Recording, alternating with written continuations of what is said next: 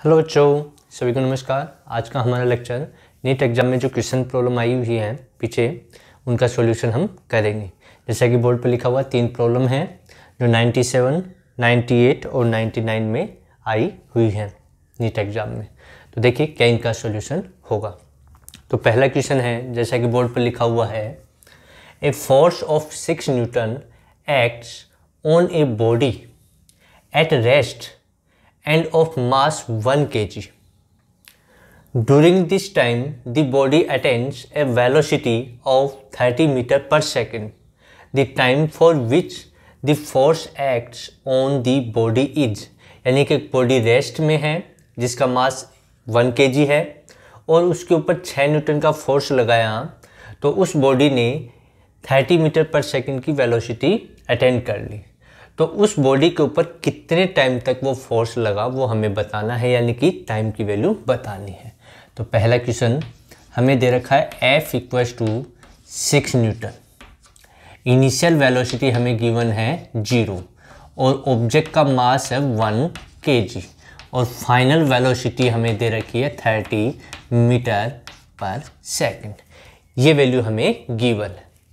Force given है, initial velocity, मास और final velocity given, और हमसे पूछा गया कि टाइम बताओ कि कितने टाइम तक उसके ऊपर ये फोर्स लगा जिससे उसने इतनी स्पीड अटेंड कर ली।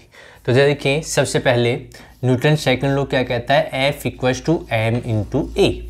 तो यहाँ से हम a की वैल्यू निकाल सकते हैं, यानी कि जो बॉडी है उसका एक्सीलरेशन हम यहाँ से निकाल सकते हैं। तो एक्सीलरेशन कितना आएगा, देखिए a आएगा हमारे पास F/m, ये आ गया।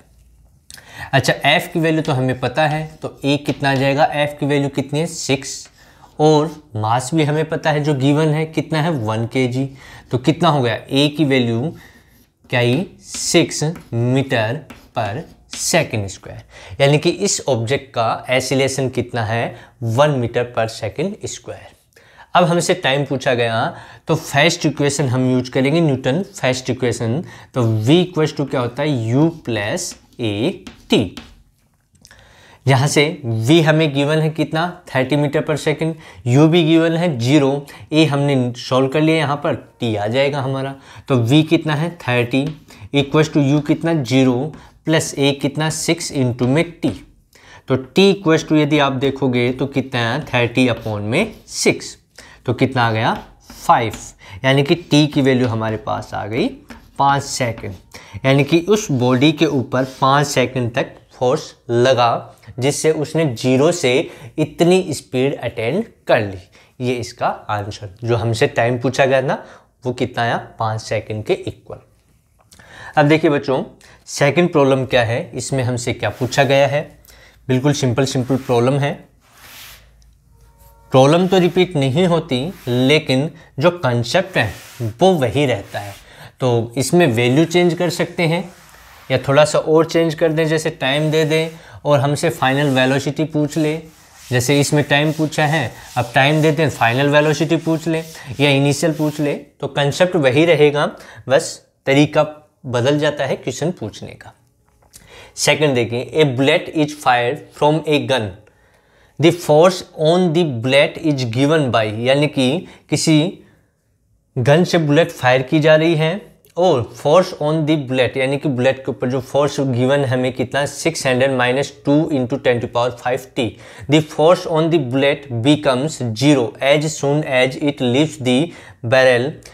ठीक है, तो जैसे ही फोर्स 0 हो जाता है तो जो बैरल है उसको लीव कर देता है। तो what is the average impulse imparted to the bullet, तो यानी कि जो बुलेट है उसका एवरेज इम्पल्स कितना होगा, ये हमसे पूछा गया है।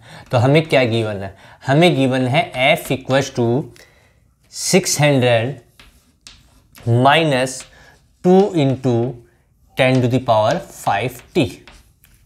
तो सबसे पहले यहाँ पर कह रहा है कि the force on the bullet becomes 0 as soon as it leaves the barrel.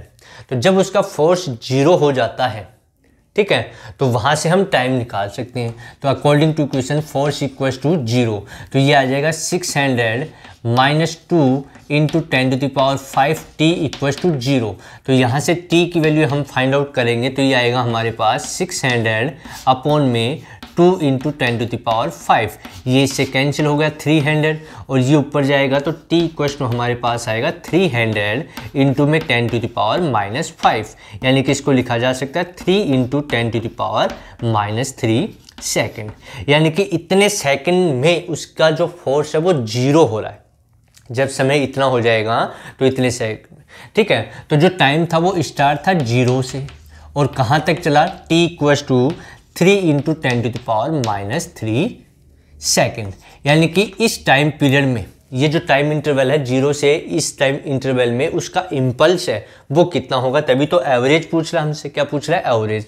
तो हमारे पास टाइम आ चुका है, तो यहाँ से हम आगे इसको आसानी से सॉल्व कर सकते हैं। तो टाइम लिमिट आ गई हमारे पास, क्या आ गई, टाइम लिमिट आ चुकी है। अब देखिए इम्पल्स क्या होता है। इम्पल्स की हम बात करें तो इम्पल्स I इक्वल्स टू हम लिखते हैं I equals to F into D T. F into D T ये क्या होता है, इम्पल्स होता है। लेकिन हमें टाइम इंटरवल दिया हुआ है t इक्वल्स टू 0 से इतने टाइम पीरियड तक में उसका एवरेज क्या होगा। तो इसको हम सोल्व करें तो इसमें लिमिट आएगी 0 से, कहाँ से, 0 से t, और t हमारा कितना है 3 इंटू 10⁻³ f इंटू में dt, ये आ जाएगा।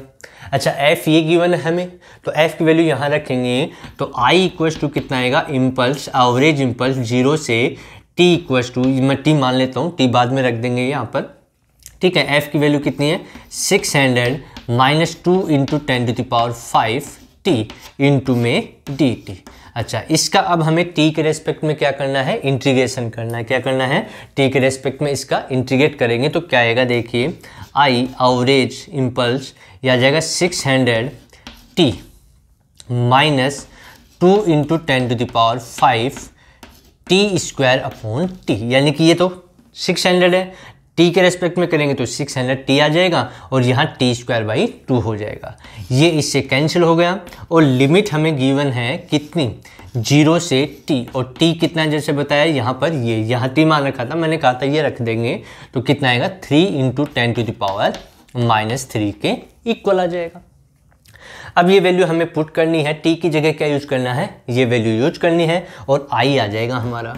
तो I कितना आएगा, देखिए 600 इंटू टी कितना 3 इंटू 10⁻³ ये हो गया। फिर माइनस ये कितना हमारा 10⁵ इंटू टी का स्क्वायर, यानी कि इसका स्क्वायर आ जाएगा 3 इंटू 10⁻³ का स्क्वायर, ये आ गया। अब इसको आगे हम सॉल्व करेंगे और सॉल्व करेंगे तो हमें रिजल्ट मिल जाएगा जो पूछा गया है। तो क्या रिजल्ट आएगा देखिए, तो रिजल्ट क्या आने वाला है देखते हैं। अब इसको मैथमेटिकल कैलकुलेशन है, तो I आएगा हमारे पास, I इक्वल्स टू, ये दो कैंसिल कर सकते हैं तो यहाँ पर बच जाएगा 6 इंटू 3 इंटू में 10⁻⁻⁻1, यानी कि 2 ये पावर कम हो जाएंगी। ऐसे इसको करें तो -10⁵ इंटू 3 का स्क्वायर कितना होगा 9, और 10⁻⁻³ का कितना होगा 10⁻⁻6। आगे सोल्व करें तो इसको सोल्व करेंगे आएगा 18 अपॉन में 10 माइनस ये कितना हो गया -1 बच गया, तो इसको लिखा जा सकता है 9 अपॉन 10, यानी कि 18 माइनस 9 अपॉन में 10, एलसीएम दोनों का सेम हो गया। तो कितना आ गया हमारे पास 9 अपॉन 10, यानी कि 0.9। तो average impulse I equals to कितना है 0.9 न्यूटन सेकेंड के इक्वल, जो हमसे पूछा गया था। तो ये इस क्वेश्चन का आंसर है कि a bullet is fire from a gun and force हमें गिवन है और उसका फोर्स 0 हो जाता है, तो उसमें वो बैरल को लीव कर देता है, ठीक है। तो उस कंडीशन में एवरेज इम्पल्स उसका क्या होने वाला है, तो एवरेज इम्पल्स कितना है हमारा 0.9 न्यूटन सेकेंड के इक्वल। अब देखिए प्यारे बच्चों, लास्ट प्रॉब्लम क्या है, तो लास्ट प्रॉब्लम हमारे पास वो एक रॉकेट, या हम कहें रॉकेट से रिलेटेड ही क्या कहें इसमें, If the force on a rocket moving with a velocity of 300 metre पर सेकेंड is 210 न्यूटन, यानी कि 210 Newton, then the rate of combustion of the fuel is, तो जो फ्यूल है वो आउट हो रहा है या उसकी रेट जो है कंबंशन की वो क्या होगी, वो हमसे पूछी गई है। हमें दे रखा है force F equals to 210 newton, ये हमें दिया हुआ है, और वेलोसिटी है rocket moving with a velocity, यानी कि रॉकेट की जो वेलोसिटी है वो दे रखी है हमें 300 मीटर पर सेकंड के इक्वल। वेलोसिटी कांस्टेंट है, तो यहाँ पर देखिए हम जानते हैं D F equals to D P upon D T होता है, न्यूटन सेकंड लॉ के according F equals to D P upon D T. तो यहाँ से इसको लिख सकते हैं हम D upon D T into P क्या होता है एम इंटू वी, तो F इक्वल्स टू हमारे पास आ गया डी एम वी अपॉन में डी टी। अब इसका डिफ्रेंशिएट करेंगे तो आएगा M D V upon D T plus V D M upon D T. एक बार इसका डिफ्रेंशिएशन कर दिया, एक बार इसका, तो ये आ गया। अब जो वेलोसिटी है वो कांस्टेंट है, तो वेलोसिटी कांस्टेंट होने से ये जो टर्म है ये कितनी हो जाएगी, जीरो, क्योंकि कांस्टेंट का डिफ्रेंशिएशन क्या होता है, जीरो।